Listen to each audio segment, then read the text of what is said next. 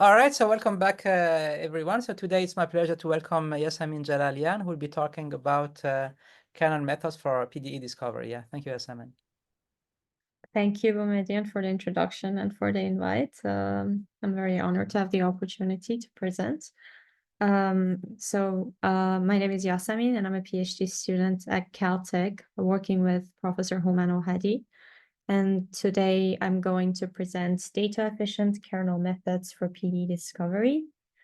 This is an ongoing joint work with Juan Osorio, Alex Hasu, and Bomdat Hosseini from University of Washington, and Houman Ohadi from Caltech.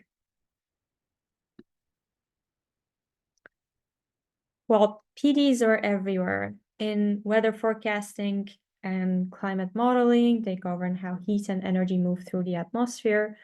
In fluid dynamics, they describe how fluids move in various environments, from blood flow to ocean currents. In material sciences, they help model the stress, strain, and deformation of materials. In medical imaging, they're used to reconstruct images from data. In electromagnetism, they model how electric fields propagate. And in heat transfer, they model how heat moves through objects. And essentially everywhere in science and engineering, when you're modeling a problem, usually the underlying system consists of some sort of a PD that is of interest to that community. And therefore, PDs are really crucial to study. And so in order to solve and learn PDs, analytical solutions, they provide exact closed form solutions and also a very good theoretical insight into system behavior. However, they only work for well-defined simple PDEs like linear with constant coefficient PDEs. And in real-world applications, PDEs often have complex geometry and nonlinearity. And this is where analytical solutions fail, and that's why classical numerical methods have been developed to solve this issue. So classical numerical methods, they provide approximation for complex real-world PDEs with irregular domains and boundary conditions. However, they require fine discretization, which leads to high computational cost, especially for large or time-dependent problems. And they also usually struggle with high-dimensional problems. And this is why, naturally, with the advent of machine learning and data-driven methods, people have started using these data-driven methods to solve and learn PDEs. So using machine learning to learn PDE solutions directly from data, you can bypass the traditional discretization that would cause problems. Then these methods usually handle large and sparse data efficiently. They handle noisy or incomplete data as well, with lower computational cost compared to the traditional numerical methods. Something that's very important is that they're scalable for high dimensional problems. So they're also more efficient for time-dependent systems. And last but not least, they can approximate solutions for problems where classical numerical methods are slow or infeasible. Now, this last point in particular, there are a lot of places in science and engineering, for example, in climate modeling, that the physics of the system is unknown or is partially unknown. And that's where data-driven methods are crucial, and they're used to approximate solutions and the models themselves. And this is going to be essentially the main topic that I'm going to talk about today, because and that's the main problem that we're trying to solve with our methodology. To be more precise about this, I'm going to consider the PD that is on the right-hand side of the slide. So this PD here, as you can see, it's a second-order PD, but the methodology as well as the error analysis works for a generic PD of any order. The algebraic form of the PD in principle is unknown, and this P here is what represents that. So this P is an unknown, and it could be possibly nonlinear function. However, it's of a known order. In the case of this talk, it's going to be of the known order 2, but it can be of any known order. So essentially, you have to have an idea of up to what derivative is going to appear in the algebraic form of your PDE. And so this form is completely unknown. And now what is known? Nothing is fully known. What is partially known is that we also assume that this unknown PDE of ours is a well-posed PDE. And so we consider source terms F and their corresponding solutions U on different points. So let me explain that with a little bit more details. So the domain of this function U is a space that we call it omega here. And we take a subset of this domain omega that we call it X as the set of data points. And now what we do is that we take capital M different pairs of functions, UM and FM. So we take the source terms and their corresponding solution functions. And each time that we choose a pair, we take a random subset of the set of data points that we had of size n for observation points. Let me make it a little bit more concrete. So here in this figure here, what you can see in this first figure that I'm pointing to, the black points of this grid are the evaluations of the function at the data points x, and the red points are the evaluations of the function at the observation points. So in this particular case, we're observing the entire boundary, for example, and then here in the interior, we take randomly 2 points. And then on the very same observation points that we take here, we also have the evaluations of the function fm on those very same points.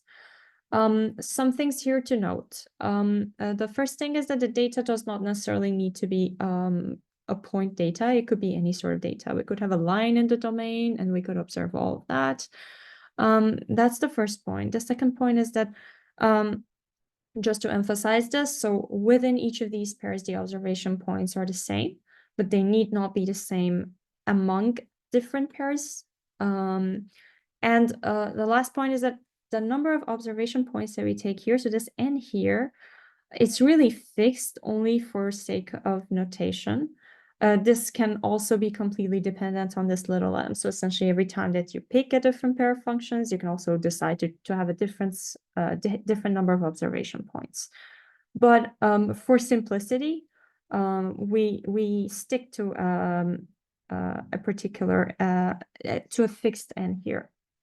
And our objective is to learn the function p. So we want to learn our unknown PD, and we also, assuming that the function p that we recover is actually a well-posed PD, then we also want to recover the function everywhere in the domain, which would then translate to solving the PD. Now I'm going to make all of this a little bit more concrete with an example. So let's see how we would want to think if we would want to solve, if we would want to essentially find an approximation for the Darcy flow example. So we can take 3 pairs of function, and then what we can do is that for the FM here, we can sample it according to a GP. Then we can use a classical numerical solver to get the corresponding on these points. So we take a grid of 7 by 7, and then we just choose n to be 26 observation points. And then we do what I just explained to generate our data, so we set a fixed a of x, and then knowing this form of the PD, we could do exactly what I explained to get the data, and then we're going to pretend that we have no idea what this is, and we use our methodology to learn the function p and also to learn the functions now that I have the set of different UMs and FMs, you can also see that here again, the red points between for example, U1 and F1, they're the same points, but they're different from the red points that we take for U2 and F2, and similarly for U3 and F3. So as I mentioned before, data-driven methods for solving and learning PDEs have become very popular in the recent years. And there has been a lot of different methodology that has been worked on in the past years.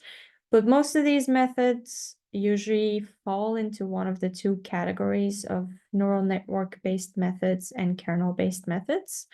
Here's just a list of the most fundamental and the most popular methods in each of these two categories. And now I'm going to explain some of these methods with more details. So in particular for equation learning, there are two non-kernel-based methods that are very fundamental in this field, and they're very widely used. The first one, which is probably the most famous one, is what is called SINDI. So SINDI was originally introduced for the studying of dynamical systems, but later on, the same group, they wrote a PDE version of the same work, essentially with the same principles. PIN-SR is another work that, as the name suggests, it uses some variation of PIN to learn the form of the equation that is unknown. Okay, now more into the details of each one of these. SINDI stands for Sparse Identification of Nonlinear Dynamics, and the way it works is that they gather time series data from a dynamical system, and they create a library of possible mathematical functions that could be good candidates to appear based on whatever knowledge that they would have.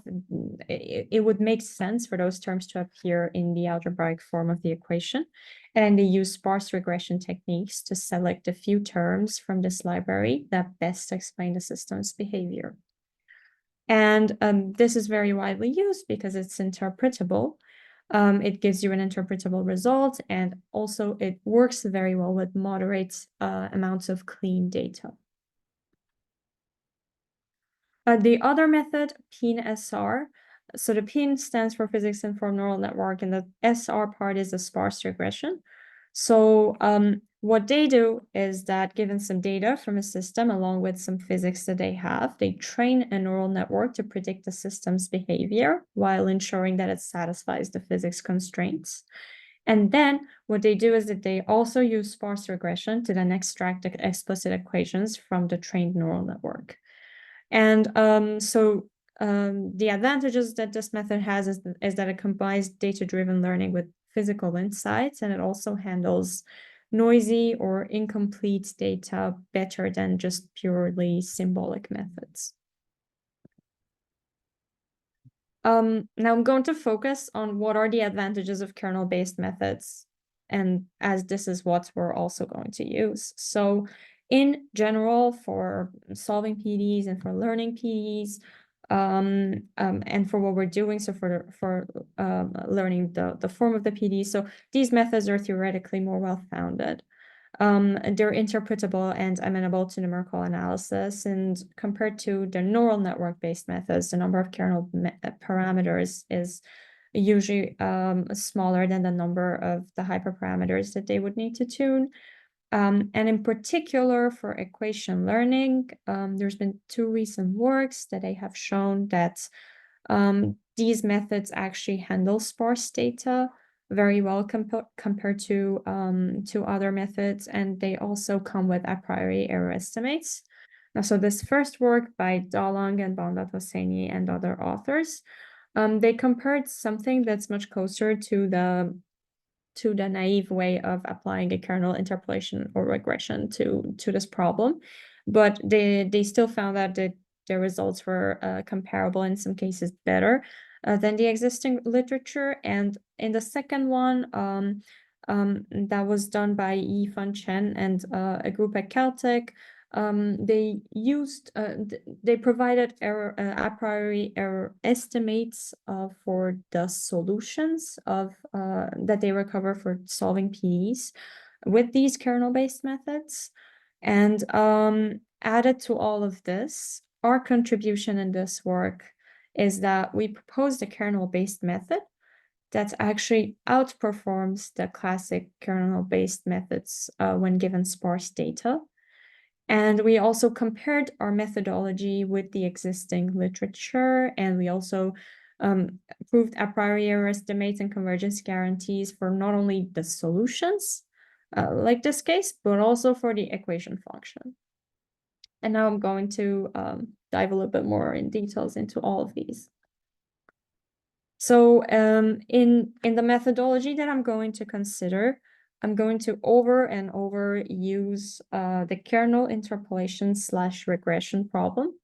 So I'm going to spend a little bit of time to explain what this actually unpacks. So imagine that you have a set of input-output data, and you want to find the prediction function f that passes through this data. One way to do so is to form the following minimization problem. So the constraint of this problem is specifically the constraint that you have that you would want to make sure that it passes through your data. And this H here is what is called a reproducing kernel Hilbert space. So we consider a space of functions over which we want to minimize the norm of this function that we're looking for. And so intuitively, what this RKHS norm is doing is that it's providing us with a measure of smoothness of the prediction function over this space. So this problem overall, if I want to say in words what it means, is that it looks for the smoothest function in a space of functions that passes through the input-output data. And it is very well known that using a theorem, a famous theorem in the field that's called representer theorem, we can get a closed form solution for problems of the following form. And this solution is going to look like this, and its corresponding RKHS norm looks like this.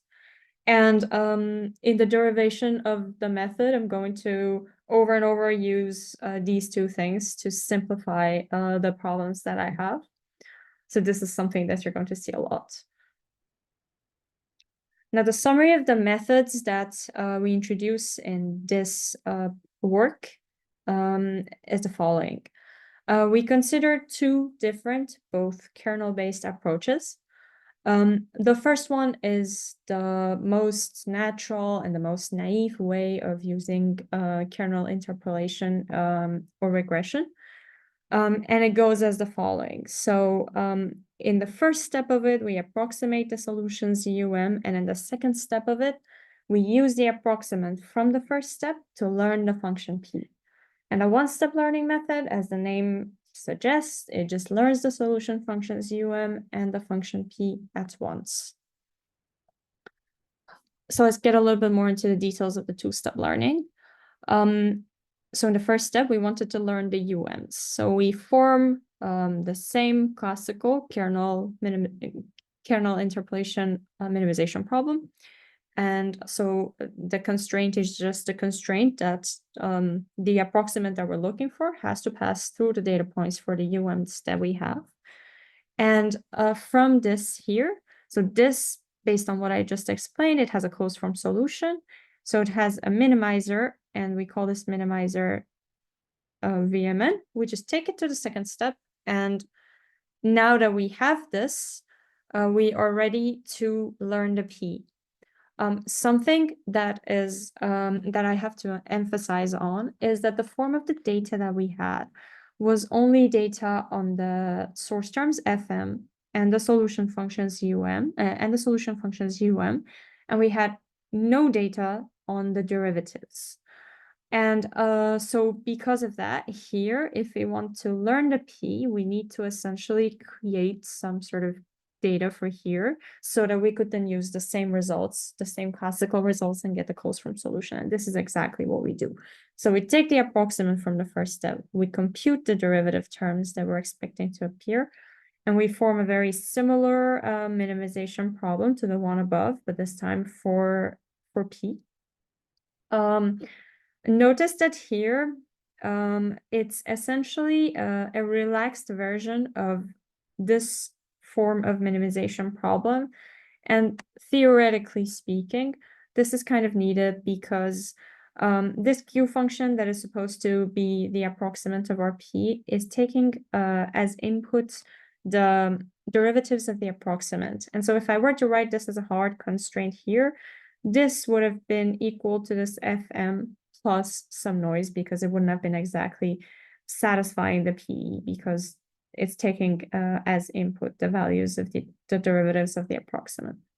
Now, we have again a similar problem, and this problem is exactly in the form of the problem of above, in the sense that it also, from the same results, it also has a closed form solution. And now we just get a closed form solution for the P, and we're done, and we have found our approximants. Here I want to give you an alternative viewpoint for what I just explained in the math in these equations. I will just give you an alternative viewpoint for it. So one way to see this problem is to describe it as a computational graph in the following sense. So when you have a problem in which you have some unknown variables or known variables, essentially you have all of the variables that are going to be existent in your equation. And you also know the functional dependencies, so you know which one of these variables is actually dependent on the other one. Then in that case, you can form a computational graph of the following form. And completing this computational graph would correspond to replacing the unknowns with the GP regressor, or the kernel interpolant or regressor, and evaluating and approximating those unknown functions by doing so. And so if I want to explain a little bit more what's going on here, so as you can see, so these y's here essentially correspond to my x's in the notation. So you have the data points here, and then so I don't know this function but I do have some observations. So the dotted points here, it means that they're known on certain points in the domain. And the red points, it means that it's unknown. So the as a function, it's unknown, but here, if we evaluate it at the set of the data points that we have, then we have some observations there, and then given this, then we feed it into the vectors that would actually be the input of the P function, as I just explained, and then here we can recover this P function by just doing the kernel interpolation again. And so computational graph completion was a more general work than this that was done by my advisor. It's a paper with the same name, and it essentially suggests that all problems in computational sciences and engineering can be modeled as something like this. I think this is a very valuable visualization to have, and I'm going to show you the same thing when we get to the one-stop learning as well. Okay, so getting back to whatever I explained a little while ago. Let's get back to the first step of here. So notice that the minimization problem here that we're considering, we are only taking into account in the first step of this method half of the data points that we have. That means that we only take the data points that we have on the UMs, and we completely discard the data that we have on the FM. And moreover, we're not taking into account the fact that these UMs themselves are the solutions to a PDE. We're just naively doing a kernel interpolation. In addition to all of that, when we take this approximant of the first step to the second step, we are creating the derivatives of the approximant, and we're feeding that to our equation function. And for these derivatives of the approximant to give us an accurate approximation of the derivatives of the true function, we can intuitively see that we would need fine points for this to actually hold.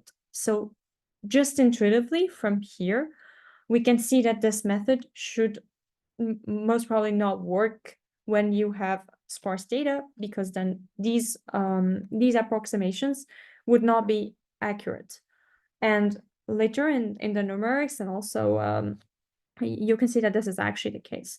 But so even this intuition is enough to give us the motivation to consider an alternative approach that takes everything into account at once. And this is exactly why we have the main contribution of the work, which is the method of having this one-step learning.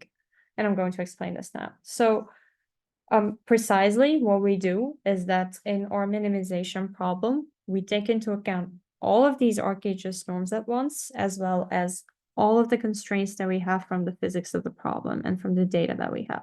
So the first one is just is the solution constraint, is a solution function constraint, and the second one here is the equation constraint. And now what we would love to do here at this point is to just be able to get the closed form solution that we had from before. However, that's not really possible, because notice that here we do not have any sort of values of derivatives as the data points. And for us to be able to get that closed form solution, we would need to have evaluations of these derivatives. And since we don't have that, what we would need to do is to use some trick to manipulate this minimization problem. And the most natural one to do is the following. So we introduce the latent variable ZMN. The notation really doesn't matter, but what matters is that this is kind of a placeholder for everything that is missing in terms of data. And we rewrite the problem in terms of not only just the approximate of P and the UIs and the UNs that we were looking for, but now also this minimization problem is over these optimization slack variables that we have. And there is an additional constraint that is just satisfying the fact that this is essentially the placeholder for the derivatives values. And now, in terms of this optimization slack variables, we can reduce our problem, and we can get closed form solutions in terms of the variable z's. Using the same representative theorem results, we can reduce the problem to the following. So here we get a minimization problem that is only now over the optimization slack variables. And now, given this minimization problem, we are ready to solve the problem numerically. However, there is an issue for doing that. So if you can see here, so we have a nonlinear coupling of the fxn and the zmn terms here through the variables sn. And so this nonlinear coupling of these terms results in a stiff optimization problem, which would be very expensive to solve using standard gradient descent algorithms, and also highly unstable using just quasi-Newton algorithms. And this is why we would have needed something a little bit more elaborate. So we use some Lovenberg-Marquardt type iterative algorithm that interpolates between the Gauss-Newton algorithm and the method of gradient descent. So at each iteration, it has a damping factor that, given the amount that it is, it chooses whether to, like, it gets either closer to being like a Gauss-Newton algorithm or closer to being a gradient descent algorithm. And this actually worked well with our numerics, and it showed a lot of it improved a lot of accuracy when we started using this minimization algorithm, this optimization algorithm for our numerics. Now this is the same viewpoint for the one-step method.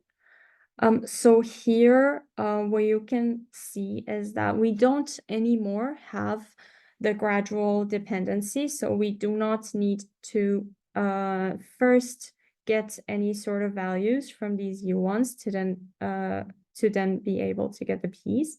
So as you can see, these Y's here, they can go directly to the variables that we would need to feed into our P. And we have observations here. And so essentially in this graph, as you can see, we can just all at once replace all of these unknown edges with their kernel interpointer regressors and get the desired result that we wanted to get. Now, I said that we have convergence guarantees and we have priori error estimates, both for the functions and the function P. I'm going to only present the convergence guarantee here, and I'm going to a little bit get into the details of it. So essentially, we need two forms of assumptions for the convergence guarantee to hold. The first set of assumptions, okay, before I get into the theorem, let me also emphasize on something. So for the two-step method, as I mentioned in the methodology itself, so the two-step method is essentially in each of the steps, we're doing something that's a classic kernel interpolation in each of the steps, and therefore there are well-known results for both the convergence guarantees and the error estimates of the classic versions of these methods. And so really the main contribution for us here is to have some similar results for the one-step method, as it's not really trivial to have those results. And so the theorem that I'm going to present here for the convergence guarantee is the one of the one-step method. Okay, now getting to the assumptions. There's two different classes of assumptions. So one is like we need to ensure some sort of regularity, and the other one is the field distance assumption. So the first one is that when we take those RHS spaces over which we want to find the best approximates, those spaces actually have to satisfy some regularity condition. So for some specific indices. So this K here is the kernel that we use for approximating the functions and so the RHS corresponding to it has to be embedded in some Sobolev space. And same thing has to be satisfied for the kernel and its RHS that are used in the approximation of the function P. So again, the RHS there has to be embedded in some other Sobolev space. Now, the second class of assumptions are the field distance assumptions. So what they are saying is that in order for us to have the convergence, what needs to happen is that as the number of the data points in the set in the domain of the function u goes to infinity, we essentially need to be sure that there is no space in the domain that still has some gaps. So essentially the data points have to essentially fill the entire domain. And you can say it in other ways that the field distance has to be going to 0 as you tend n to infinity. And the same thing has to hold for the space of the domain of the function p. But you need to have that as m and n, so as both the number of the pairs of the functions and also the number of the data points go to infinity, then that field distance also has to go to 0.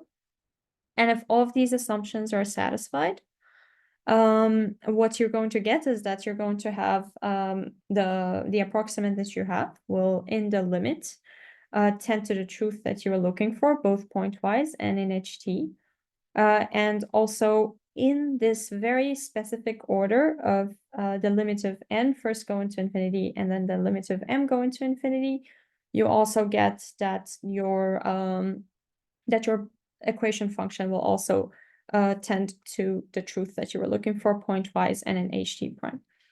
And the assumptions here are not really, they're very realistic assumptions to be satisfied. There are kernels that this is automatically satisfied for them, and their RHSs are embedded in Sobolev spaces, and this is a very intuitive assumption to have, and it's a very realistic one. So essentially, we see that we have convergence guarantees for both the solution functions and the equation function, and we also do have a priori error estimates for and p. Using some results that are called Sobolev sampling inequalities. Now I'm going to start explaining the numerical results that we have. So I'm going to explain two different examples, the Dorsey-Foe example and the Burger's equation example. The first one, what we want to showcase there is that we want to compare the performance of the two methods that I just talked about. So we want to see which one of these methods in practice actually gives us a better recovery of the solution functions and of the PDE function P. And then what we will see is that it is indeed that the one-step method gives us a better approximation than the two-step method. And then we take that one-step method to the Burger's equation. So we just consider the one-step method and we compare the one-step method, which is also the main contribution of our work, to the existing literature. Okay, getting back to the Dorsey-Foe example that I explained a little while ago. So what we do here is that we consider different pairs of functions, different numbers of pairs of functions. So it could be any of these in these sets. And then what we do is that we prescribe these functions according to some GP, and then we use solvers to get the UMs. And so the data points and the observation points that we consider is the following. So we have a 20 by 20 fine mesh of data points, and we only impose the PD on the interior, and we impose known Dirichlet boundary conditions on the boundary. And then what we have is that for the observation points, we take different values of the number of observation points, and we essentially had all of these results. We essentially tested on all of these numbers of different m's and different n's to see what's actually going on. Notice something that even in the maximum number of function pairs with the maximum number of observation points, so with 50 pairs of functions on 20 observation points, we're still completely in a sparse data regime compared to what you would usually have in all of these frameworks for equation learning. And so what we observed was that, I mean, even intuitively here you can see, is that as we increased the M and N, the error for the one-step method decreased significantly, whereas this really didn't happen for the two-step method, and it just didn't decrease in some cases at all. To be more specific about this, so this first figure up here is the in-sample error for the recovery of the solution functions U. And what you can see is that the two-step method is essentially almost not improving at all. And this is very intuitive because in the two-step method, what happens is that the solution functions essentially don't interact with each other. And so this is a very, very sparse data regime for this to actually give us any good prediction of what the function is supposed to look if these interactions are not there. However, you can see that even though it's still in the sparse data regime, you can see that in all of these cases, the one-step method starts to decrease, and it actually decreases significantly as we increase the number of points and the number of functions. And then we have two different error measures here for the recovery of the PD function P. And in both of these, you can see that the one-step method actually performs much better than the two-step method. Now moving to the Burger's equation. Here, what we do is that we consider only one pair of source term function and solution function, but we consider more data points and more observation points, and then we still have the same goal of recovering both P and, well, in this case, the function U1. Now, for Burger's, as I said, what we want to do is that we want to compare it with these two methods that are the most used methods in equation learning. And now that I have explained our two-step method and our one-step method, I'm going to give you a little bit more intuition about how these methods work. So CMD is essentially a variant of our two-step method. So what they usually do with this difference that the norm that they define to minimize is different from ours. So what they usually do is that for U, they either assume that it's observed or they use some kind of traditional smoothing method to recover it. And then for P, they form this feature library and then they minimize some loss to find the proper candidate terms. Whereas the PIN-SR method is actually a one-step method.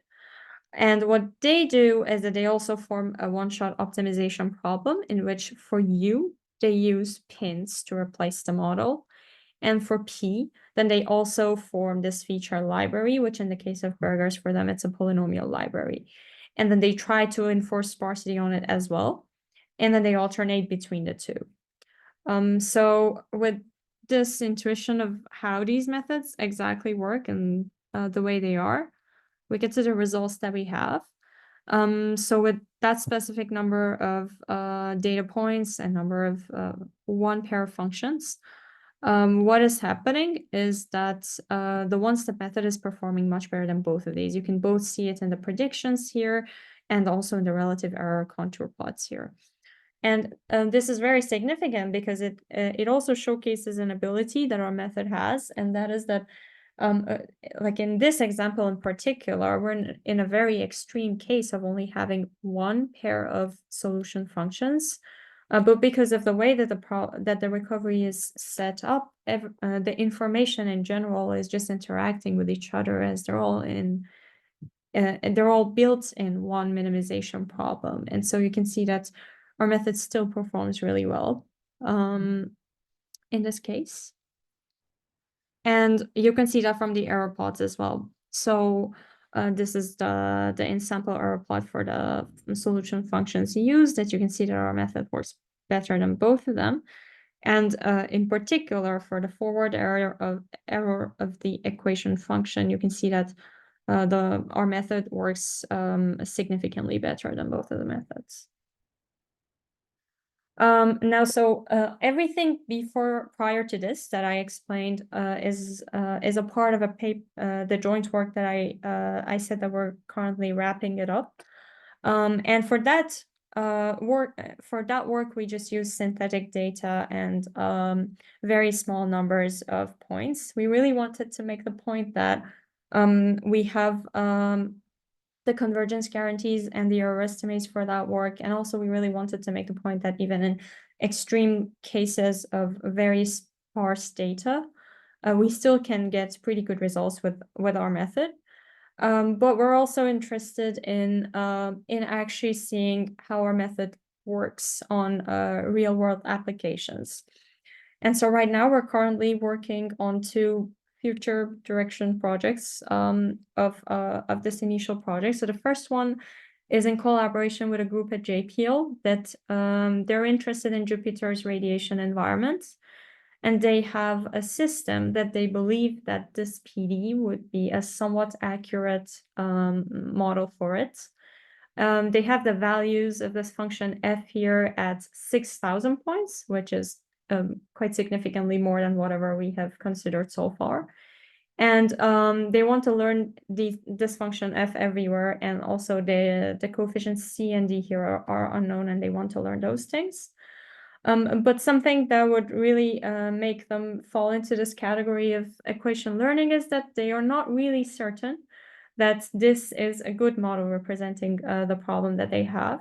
For instance, they're not really sure if the advection term actually appears in this PDE. And so they do have some model discrepancy, and we are now working with them using our methods, applying our methods to the problem to see how we can scale our methodology for the problem. Another even bigger than that problem is a problem that we're working with collaborators at USC.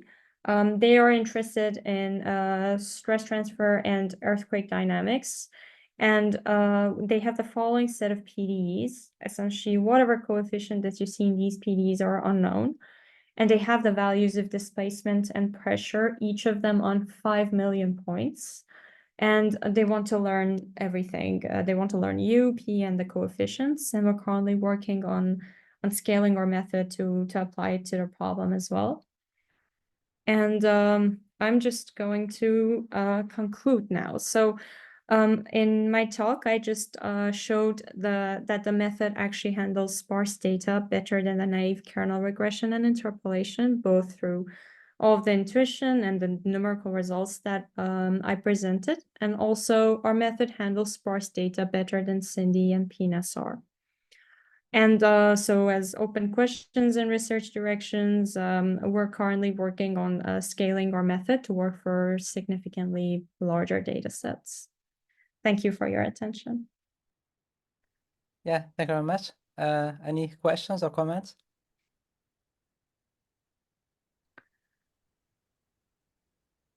Yes, so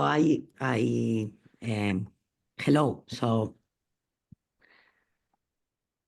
thanks Hi. a lot for the seminar. It was super nice. So I have a couple of questions. There was one, but I guess it's not that important in the end. I mean, when in your two-step method, you have to compute the derivative. So what do you do there? You differentiate the kernel or the expression you have for Yes, the, or you use some kind finite difference thing or more. So you differentiate the kernel, right? we differentiate the kernel, yes. So what about the boundary conditions and the initial data? Are included in your P? So it really depends. In some of the cases, for example, we consider periodic boundary conditions. So in those cases, we don't need to take into account any sort of data points. But for some other examples, what we do in order to make sure that we're enforcing the boundary, we take, as I showed, like we take essentially a lot of observation points on the boundary. So I have two more questions. So one is, so I really like your approach, especially for the end. But so I come more from numerics for PDEs, okay? And once you decide to go with the kernels, you are, I don't know if you are implicitly assuming a lot of regularity of the solution, which, I mean, for many other problems, like, I mean, burgers, you will be okay as long the initial data is fine, blah, blah, blah. But once you start doing things, like the regularity is gone. And or I wonder, because I guess that at least in your theorem has to play a role. Right. Right. So, I mean, for the theorem in particular, for the embedding assumptions to be satisfied, so the class of Matern kernels always satisfy Yeah. those assumptions. Yeah, But so in practice, the kernels that we're using, like I can tell you what they are. So we're for the solution functions, we're essentially mostly using just Gaussian kernels, and for the PDE, what we do is that if for some of the cases we use some variant of polynomial kernel and some variant of additive kernels for them. So that's like with a Gaussian and polynomial kernel. So to give you just an idea of how much we're assuming on the regularity of these things. And just the last question, because otherwise so you didn't solve the error estimate. So I wonder how they are, because, okay, I understand for the convergence theorem, you have to put assumptions that you don't really, I mean, like the field distance going to zero, blah, blah, blah. Okay. But how are the error estimates? How do they look? I mean, because you didn't show them. So I don't know if That's you true. can comment on that. I mean, what is the dependence? Are they really something practical that tell me you have to take this many points to get this accuracy to the, or how are they? So they so we have we're working on two different variants of it, both for the noisy case and the noiseless case for these estimates. And in both of them, the way that they are is that they depend on I can try to see if I can show you something. So this should depend on N, M, and M little m, and they should depend on how in the S that enters in the, I mean, I will expect that from Yes. Let me see if I can show something.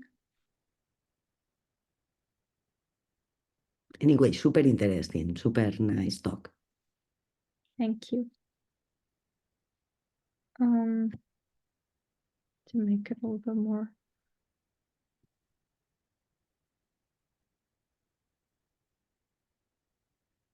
Don't worry. So if you have a paper or a draft or I do have a paper, so I I can can- refer. Okay, I can refer you for the error estimates to for the solutions. And so essentially the form of the statement looks pretty similar for all of these. So I can refer you to this paper that I mentioned. Let me just put the link there.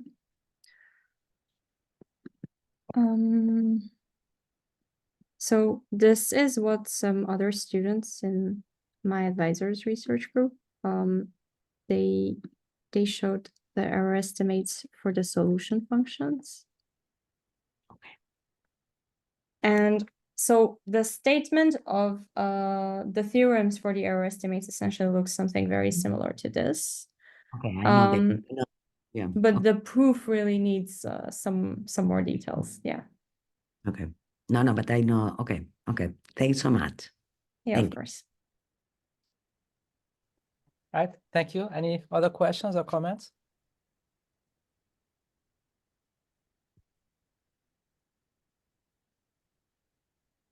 Right. Seems not. Yeah. Thank you again, Yasamin, for the nice talk, and thanks everyone for coming. And see you soon. Yeah. Thank you. Bye.